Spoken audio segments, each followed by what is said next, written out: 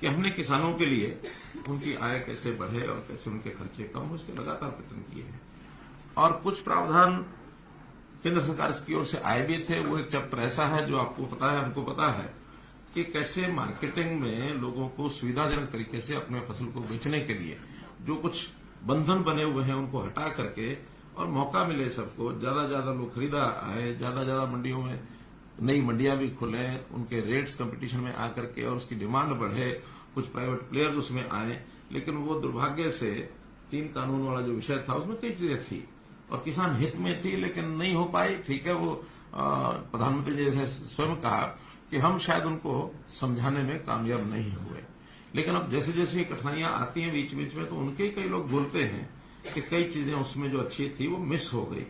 दोबारा से फिर कभी कोई विषय आएगा तो वो केंद्र सरकार अथवा किसानों के संगठन जो एक कमेटी बनी है उसमें विचार करके सोचते वो करेंगे। लेकिन उसके बाद जैसा पहला विषय कि केंद्र सरकार ने जिस प्रकार से हर वर्ष एमएसपी को बढ़ाया है और पिछले 8-9 वर्षों में, केंद्र सरकार को 9 वर्ष हो गए चलते हुए, तो इन 9 वर्षों में कितना बड़ा परिवर्तन आया है उसके मैं आपको कुछ उदाहरण बताता हूं। धान जो है 1360 और 1402 उसकी वैरायटीज हैं। आज उसका रेट 2200 रुपया के लगभग ये है। 800 रुपए के 803 रुपए की वृद्धि उसमें हुई है। ऐसी ज्वार जो है वो 1530 और 50 के 2 वैरायटी हैं, उसमें भी लगभग 3200 रुपया, 1650 रुपया उसके अंदर बढ़ा करके, और ये अब जो 23-24 की जो अनाउंसमेंट हुई है, जो घोषणा हुई है। बाजरा जो 1250 रुपया था, एकदम डबल, वो 2500 रुपया होने जा रहा है इस वर्ष का जो बाजरा है। रागी है 1550 से ये 3846, इसमें तो 150% वृद्धि हुई है। अरहर 4350 से 7000 रुपया, मूंग 4600 से 8500 रुपया, सूरजमुखी 3750 से 6760 रुपया, तिल 4600 से 8600 रुपया। ऐसे ही कपास भी लगभग 2900 रुपए की वृद्धि इसमें भी हुई है। जो 2 वैरायटी है 3750 और 4050। मेरा कहना है कि हर एक चीज में इस प्रकार की वृद्धि पहले कभी नहीं हुई जितनी वृद्धि अब की जा रही है। इसमें एक बात स्पष्ट करना जरूरी है कि 2 फसलें तो ऐसी हैं जो केंद्र सरकार एफसीआई के माध्यम से खरीदी जाती हैं, वो है धान और गेहूं। कपास जो है वो सीसीआई खरीदती है और बाकी चीजें हैफेड के द्वारा हम स्टेट में खरीदते हैं, नेफेड के द्वारा केंद्र सरकार खरीदती है। आवश्यकता अनुसार जितनी आवश्यकता होती है वो खरीदी जाती है। और जब भी कोई चीज खरीदने में हमको कठिनाई आती है, और वो कठिनाई का एक विषय मैं सबको आपके माध्यम से सभी को ध्यान करना चाहता हूं कि कई बार स्टेट को स्टेट ही खरीदती है, सेंटर नहीं खरीदता है, तो उसमें कठिनाई है। आसपास की स्टेट्स में रेट बहुत कम होता है, हम उसको रेट बढ़ा करके लेते हैं, तो जो आसपास की स्टेट्स का प्रोडक्ट है किसानों का, वो स्मगलिंग होकर के यहां आना शुरू होता है। हमने ये कठिनाई बाजरे में जब शुरू में ध्यान में आया, तो पहले वर्ष में हमको बाजरा जब सारा खरीदा और एमएसपी पर खरीदा, तो किसानों के माध्यम से जो उनके रिश्तेदार होते हैं या व्यापारियों के माध्यम से, आढ़तियों के माध्यम से कोई ना कोई रास्ता निकाल करके और हरियाणा की मंडियों में वो सामान आके बिकने लगा। अब वहां तो 1200 रुपए का रेट, हम उसको 1900 या 2000 में खरीद रहे हैं, तो हमको लगभग उसका उस साल में 1000 करोड़ रुपया नुकसान हुआ जिन एजेंसीज ने खरीदा। हमने उसमें से फिर रास्ता ही निकाला कि हमारे पास एक मेरी फसल मेरा ब्यौरा में रजिस्टर्ड जो डाटा है किसानों का, कि उन्होंने ये भरा है, और भरने के बाद फिर उनको अगर हम पूरा खरीदेंगे तो वो कई प्रकार के विवाद आएंगे, सारी एजेंसियां आएगी, लेकिन रिकॉर्ड के हिसाब से उनको पर एकड़ पैसा जितना लॉस होता है वो लॉस हम देते हैं। बाजरा पहले साल 600 या 650 था, 650 पहले साल था, उससे पहले साल पूरा खरीदा, लेकिन अगले साल 650, उसके बाद 400 रुपए, रेट थोड़ा ठीक हो गया, 400 रुपए भी, बल्कि 450, बल्कि लास्ट में तो जो 450 दे करके जो बाजार में बिका वो एमएसपी से भी ज्यादा हो गया। बहुत लोग तो थोड़ा सा रोक के चलते हो, फिर काफी रेट आगे भी बढ़ता है। प्रारंभ में रेट कम होता है मंडियों में, बाद में कंपटीशन आ गया या जब अवेलेबिलिटी कम होती है, सरकार की एजेंसियां भी उसमें जाती हैं, तो रेट बढ़ते हैं। तो इसलिए कई बार एमएसपीज देने के बाद भी और ज्यादा लाभ किसान को हुआ है। अब हम तो केवल इसका गैप है, भावांतर का मतलब ये कि भाव का जो अंतर है, और वो कोई एक फिक्स नहीं हो सकता, उसमें कई बार तो अनुमान से ही निर्णय करना पड़ता है। ये सारा 2 वर्ष किया है। इस बार यही स्थिति आई है सूरजमुखी में। सूरजमुखी का जब हमने 1000 रुपया सोचा था, घोषणा थोड़ी लेट की, लेकिन जब सोचा था उस समय मार्केट में रेट 46-48 रुपया चल रहा था। अचानक जो इंपोर्ट ड्यूटी खत्म की पाम ऑयल के ऊपर, तो रेट एकदम डाउन आ गए। सरसों के भी रेट डाउन आए, सूरजमुखी भी डाउन आए। तो वो 1000 तो हमने घोषणा किया, और वो भी हमने उसमें लिखा था कि इंटरिम एक प्रकार से सब्सिडी है, सब्सिडी नहीं, भावांतर भरपाई है। हम इसका विचार करके रेट को देखेंगे, और रेट फ्लक्चुएट होते रहते हैं, उस रेट के हिसाब से इसको आगे जो बढ़ाना होगा बढ़ाएंगे। रेट ज्यादा कम आया तो हैफेड की तरफ से एक प्रस्ताव आया कि हम इसको खरीद सकते हैं, क्योंकि हैफेड कमर्शियल परचेज करती है।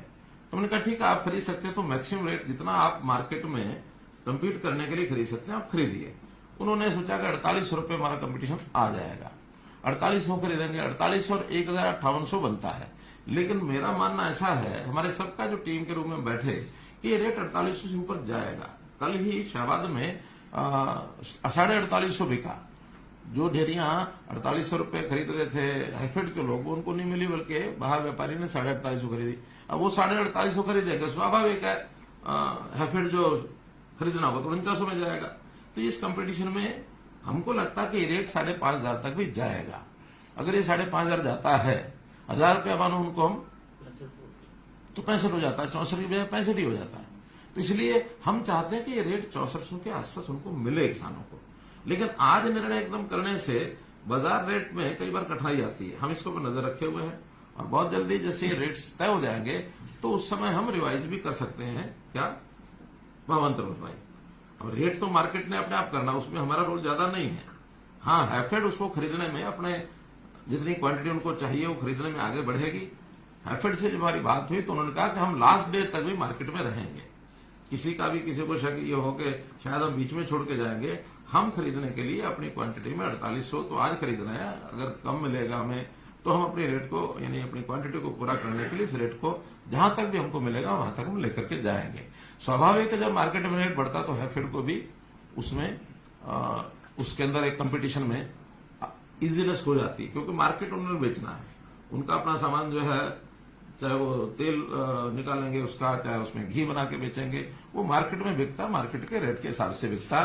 तो इस नाते से मैं इतना ही उसमें अश्योर कर सकता हूं कि हम इसमें जो एमएसपी है वहां तक रेट ले जाने के लिए हमारा पूरा प्रयत्न है। लेकिन आज इस समय में कोई बात कहना वो हमारे लिए दोनों तरफ से हमको लगता है कि उचित नहीं है। हाँ, इसके ऊपर कुछ राजनीति करने वाले लोग राजनीति करते हैं, कुछ दबाव डालने के लिए भी संगठन लगे रहते हैं कि जो करना आज ही करो, जो करना आज ही करो। हम उनको समझाते हैं, और कभी कभी तो उनको समझ में आती है। जैसे हमारे जो संगठन जिन्होंने इसका मांग की थी, तो पहले दिन तो यही बात आई थी कि ठीक है, आप हैफेड को उतार दीजिए, 1000 रुपये आपने दे दिया, आप हैफेड को उतार दीजिए, रेट हमारा बढ़ जाएगा, बाकी ठीक हो जाएगा। हमने बात मान ली, लेकिन जब मान ली तो फिर कह दिए नहीं, पहले पूरा घोषणा करो। तो घोषणा करने का जब भावांतर भरपाई दी जाती तो घोषणा हम नहीं कर सकते, इस नाते से उस काम को किया। अब एक सज्जन तो हमारे, अब राजनीति कहूंगा, अपने इस्तीफे का भी बयान कर गए। मैं सोच रहा था कि भी वो कोई इस्तीफा उनका, क्योंकि as chairman of sugar cane जो बोर्ड है, उस नाते से इस्तीफा मेरे पास आना चाहिए या सरकार में किसी को मिलना चाहिए। और जो मुझे समाचार मिल रहा है कि आज यानी सूरजमुखी जो हम तो आज भी 48-58 तो सुनिश्चित हो ही गया ना, गैप तो यही रह गया कि और कैसे बढ़ाएं उसको। पंजाब में इस समय भी जो रेट चल रहा है सूरजमुखी का 4042 चल रहा है। अभी हमको दूसरा भी इसमें खतरा लगता है, ये 4042 4800 तो इसलिए वो ले आएंगे कि जरूर उनके कुछ साथी जो हैं वहां से खरीद के 4800 में यहां बेचने की कोशिश करेंगे। हालांकि हैफेड ने भी वो कंडीशन तो लगाई है कि जिसका रजिस्ट्रेशन होगा उसी का खरीदेंगे, लेकिन जिस सेल परचेज में सरकार का रोल नहीं होता, वहां आड़ती भी, व्यापारी भी, उनके साथी भी, पंजाब के कई चीजें चलती हैं। तो वो विषय हैफेड का है, हमारा इतना नहीं है। हैफेड ने कम्पीट करना है बाजार में, हमने जिनका रजिस्टर्ड है उन्हीं को देना है। कुछ लोगों ने, हमने 3 दिन के लिए उनके कहने पर रजिस्ट्रेशन खोला था, ये विषय भी आपको बता रहा हूं ताकि लोग ये बोलेंगे। तो 3 दिन में ही जो पहले 40, अभी तो हमने कितना एकड़ दिया, हमने 36,000, तो लगभग 2-3 हजार एकड़ और भी इसमें निकलेगा जो पहले का हुआ होगा, किन्हीं कारणों से, टेक्निकल कारणों से रुका होगा। लेकिन 40,000 एकड़ का रजिस्ट्रेशन हमारा पहले हुआ था। हमने सोचा कि भाई चलो जो लोग रह गए होंगे 2% रह भी गए हों तो 2 दिन के लिए 3 दिन के लिए खोलते हैं और खोलने के बाद उनको मौका मिल जाएगा, किसी गलती के कारण से रह गया होगा, बाद में उसका मिलान करेंगे। लेकिन उन्हीं 3 दिनों में कितना 16,000 17,000 कुछ एकड़ 17,000 एकड़ और एडिशनल लोगों ने रजिस्टर कर दिया। और उसमें से ऐसे खेतों का भी रजिस्टर कर दिया जहां पहले गेहूं बोया हुआ था। गेहूं 15 अप्रैल से पहले कटता नहीं है और 15 मार्च यानी सूरजमुखी 15 मार्च से पहले बुआई होती है। अब उस 1 महीने में 2 फसलें तो नहीं थी वहां, तो आखिर उसको चेक करने के बाद हमने 9,000 तो तुरंत काट लिया है, 6,000 की भी वेरिफिकेशन चल रही है। तो उस वेरिफिकेशन में एक्चुअल में अगर वो खेत 15 मार्च से पहले खाली था, क्योंकि आज तो कट चुका, सूरजमुखी भी कट चुकी, तब तो मानेंगे सूरजमुखी हो सकती है। लेकिन अगर 15 मार्च को वहां गेहूं है तो सूरजमुखी उन्होंने गलत डाली है। तो कुल मिलाकर के ये सारे झंझटबाजियां चलती रहती हैं। इसमें किसानों को समझाते भी हैं। किसान हमारे अपने लोग हैं, किसानों का अहित कोई भी ना कोई प्रदेश कर सकता ना केंद्र कर सकता। किसानों के प्रति हमारी सबकी सद्भावना भी है, मैं स्वयं भी किसान हूं। लेकिन किसानों को एक बात जरूर कहना चाहेंगे, ऐसे किसी के चंगुल में ना फंसे जो उनको बरगलाए, लालच देकर के उनको कहना कि उल्टा सीधा रास्ता कुछ भी दबाओ कि हाईवे रोक देंगे। अब ये हाईवे रोकना कोई लोकतंत्र के प्रोटेस्ट का हिस्सा नहीं है। अल्टीमेटली कोई व्यक्ति कोर्ट में गया, कोर्ट ने ऑर्डर ले लिया। पिछली बार भी यही हुआ था कि कोर्ट से ऑर्डर लेकर के और खुलना पड़ा था उनको। इस बार भी कोर्ट का ऑर्डर लेकर के शाम को पुलिस ने खुलवाया।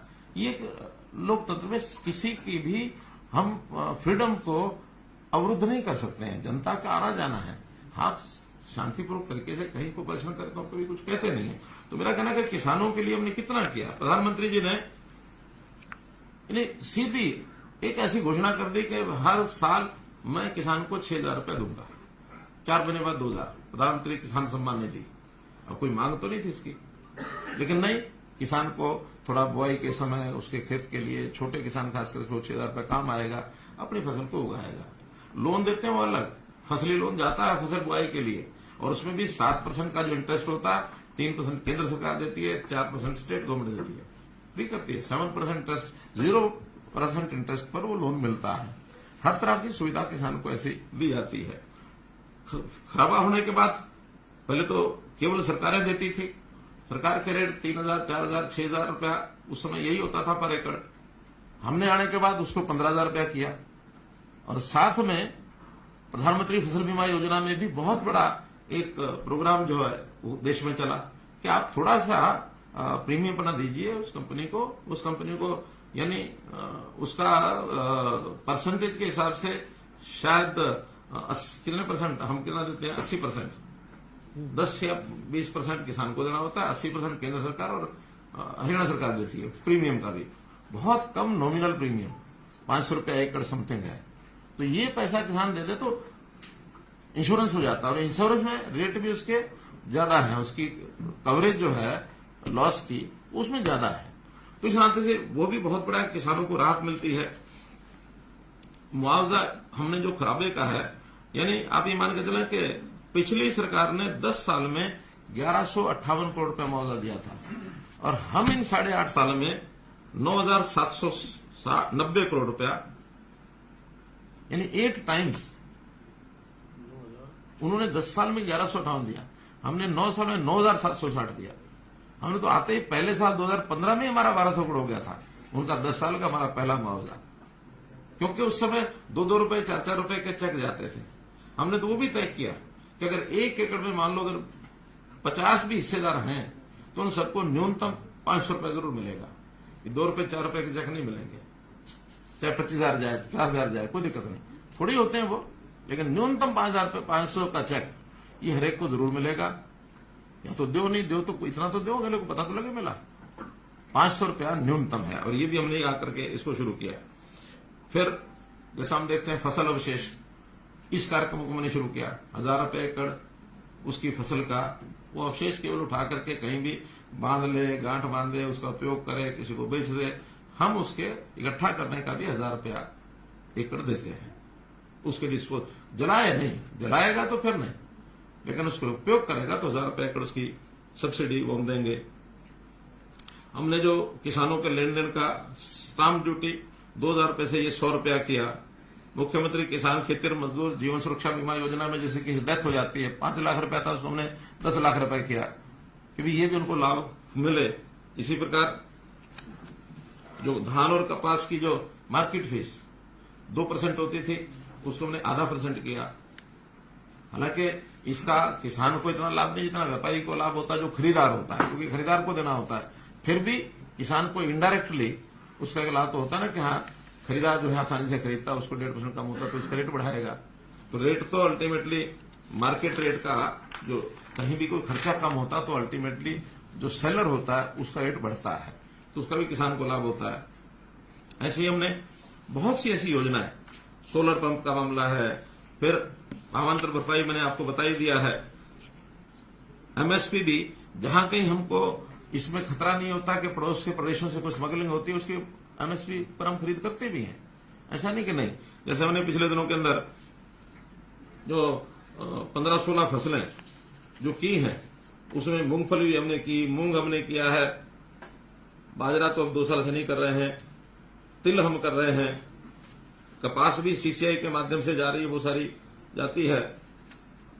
सूरजमुखी का पहली बार हमने ये भावांतर किया, वरना ये भी पहले, और कभी सूरजमुखी बिकती नहीं, खरीदा सरकार नहीं खरीदती थी, पिछले 5 साल से खरीदी जा रही है। विधान में है कि एक साल आवाज उठी थी, मैं स्वयं शाहबाद मंडी में गया था और मंडी में जाकर देखा कि सूरजमुखी जो है वो बरसात भी आई थी उस दिन, तो बिखरी पड़ी है और वहां खरीदार कोई नहीं है। हमने कहा उस साल 25% खरीदी थी, अगले साल 50% खरीदी, तीसरे साल 100% खरीदी।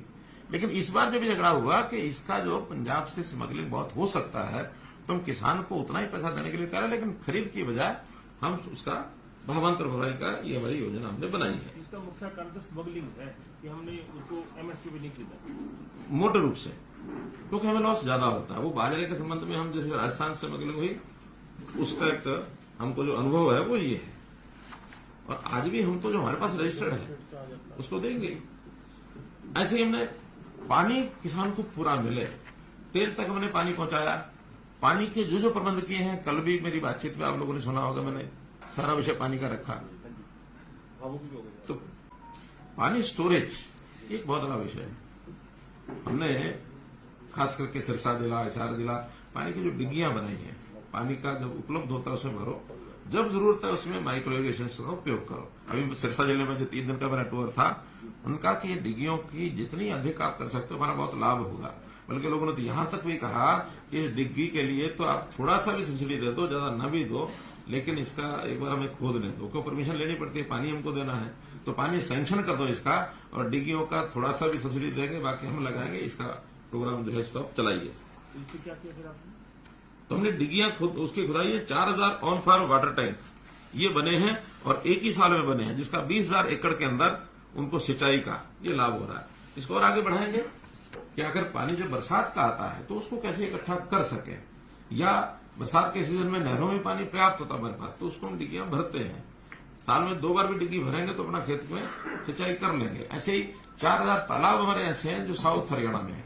उन साउथ हरियाणा के तालाबों को भरना, जैसे मैंने कल बताया कि मसानी डैम है, उसको भी भरते हैं। तो ऐसे पानी को स्टोरेज और पानी की रिचार्जिंग, इसमें जितना भी पैसा खर्च हो रहा है उसको हम करते हैं। बागवानी के लिए भी भावांतर भरपाई में भी हमने इसको लिया है। 14 जो है बागवानी को बढ़ावा देने के लिए सेंटर ऑफ एक्सीलेंस, इजराइल को भी हमने इसमें शामिल किया है। तो ऐसे बड़े बड़े प्रोजेक्ट विदेशी सहायता से भी वो भी हम करते हैं, ताकि किसान को इसका लाभ हो। जैसे मशरूम केंद्र है, जैसे मधुमक्खी का है, रामनगर में मधुमक्खी का जो केंद्र है वो भी विदेश की एक टेक्निक है, उसके माध्यम से ले रहे हैं। एफपीओजी हमने बनाए हैं। वर्टिकल खेती, इस पर हम चले हैं। हाइब्रिड सब्जी, ये भी एक प्रयोग कोई चल रहा है। पशुपालन, अब पशुओं का बीमा, ये भी हरियाणा ने ही शुरू कराया, तब जाकर के देश के कुछ और प्रांतों में शुरू हुआ है। कि पशु भी आखिर किसान का एक धन होता है, उसका भी लॉस होता है तो उसको मिलना चाहिए। पशुधन सुरक्षा योजना के अंतर्गत 8,52,000 पशुओं का बीमा किया गया। फिर क्रेडिट कार्ड, पशु क्रेडिट कार्ड, एक तो किसान क्रेडिट कार्ड है, पशु क्रेडिट कार्ड, ये भी चालू कराया, ताकि पशु भी कोई खरीदे बेच सके, उसमें भी उसको पैसा चाहिए तो ले सके। देसी गायों की जो डेयरी का भी हम जो सब्सिडी देते हैं, वो भी 83 करोड़ रुपया जा चुका है। दूध का 5 रुपए किलो लीटर का ये भी पशुपालकों को इसका भी हम लाभ देते हैं। प्रगतिशील किसान उनकी सम्मान योजना और नए प्रगतिशील किसान कैसे बने उनकी ट्रेनिंग का ये पैसा भी हम अलग से इन सबको देते हैं। कुल मिलाकर के जितनी भी योजनाएं हैं, ये चाहे हमारी सिंचाई की योजनाएं हैं, इन सिंचाई की योजनाओं में भी कुल अभी तक पिछले 5 साल में जो हम अनुदान और जो इन योजनाओं को सरल बनाने के लिए हमने जो खर्च किया है 6 और 3 9 और 5 14 और लगभग 1500 करोड़ रुपया इस पर अभी हम खर्च कर चुके हैं 5 साल में नहरों के सिस्टम को ठीक करने के लिए। हमारा एक तो जो WJC का प्रोजेक्ट है उसका बहुत बड़ा लाभ ये अगले सालों में मिलने वाला है, जैसे वो कंप्लीट हो जाएगा। और इसी प्रकार जो खेती के लिए जितनी मैंने योजनाएं बताई हैं उसमें किसान सम्मान निधि है, बीमा है, खराबा है, अवशेष जो बचे उनका, जीवन सुरक्षा की जो मैंने बात बताई है, सोलर सब्सिडी जो छोटे पंप हैं 10 BHP वहां तक के जो है 52-53 हजार अभी हम पिछले साल में लगा चुके हैं। हमारा टारगेट 5000 का था, 53,000 सोलर लगाए हैं। 960 करोड़ रुपया इसमें सब्सिडी दी है। फिर मिकाडा मैंने बताया, कोल्ड स्टोरेज, मधुमक्खी, मशरूम, वर्टिकल खेती, पशुपालन, इन सब पर मिलाकर के पिछले 5 या ये शायद 8 सालों का भी कुछ है, कुछ 5 सालों का दिया है, अलग अलग करके है। तो ये 22-23 साढ़े 23,000 करोड़ रुपया केवल सब्सिडी का गया किसानों को। और इस प्रकार से इतनी बड़ी मात्रा में थोड़ा सा डिटेल 23,500 को थोड़ा बड़े बिजली नहीं, इसमें बदली सब्सिडी नहीं है। इसमें किसान सम्मान निधि है 4,300 करोड़, 6,100 करोड़ जो बीमे का अनुदान मिला है लोगों को, नहीं जो फसल बीमा योजना 6100 करोड़ रुपए मिला, 6200 बरत मिलके सरकार ने जो खराबे का दिया वो 9,760। तो कुल मिला के 9, 6, 15 और 4, 19, 20 तो यही है। बाकी लगभग 2,500 करोड़ रुपया बाकी छोटे छोटे और जो आइटम्स हैं जिसमें भावांतर भरपाई योजना ही 900 करोड़ रुपया तो जा चुका है। बाजरा और ये जो आज हमने 29-30 करोड़ मैंने जोड़ा, 29 करोड़ 13 लाख है, तो ये कुल मिला के 900 करोड़ रुपया ये गया है। तो ऐसा किसान के हित में जब भी कोई बात आती है, ऐसा ही नहीं हम कहते कि किसान हमारा अन्नदाता, वो है, लेकिन मेरा फिर वही कहना है कि किसानों को भी हम अपील करना चाहते हैं कि ऐसे जो किसान संगठन एक राजनीति के तौर पर चीजों को आगे बढ़ाकर करते हैं और प्रेशर जो होता है उस प्रेशर से कोई लाभ होता नहीं है। जो हमने किसान को देना वो देना ही है। और एक किसान के प्रति हमारे मन में जो एक भाव है उसके प्रति सम्मान का भाव, आदर का भाव, सहानुभूति का भाव सब है। क्योंकि छोटा किसान है, छोटे किसान को तो बहुत संकट होता है। 1 एकड़ 2 एकड़ वाला तो परिवार के सिस्टम को चला ही नहीं सकता है, बड़ा किसान फिर भी अपने सिस्टम को चला लेता है। तो इसलिए